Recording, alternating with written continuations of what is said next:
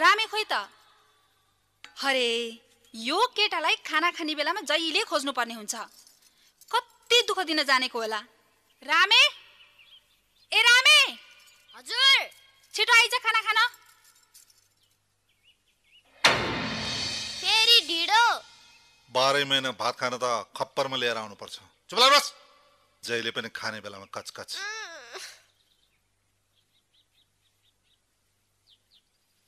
गंगा, मलाई तिम्रो कति माया लाग्छ।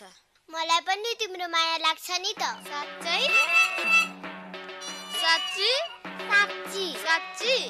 साच्ची साच्चै? साच्चै। लौ न त भात खाऊ न त।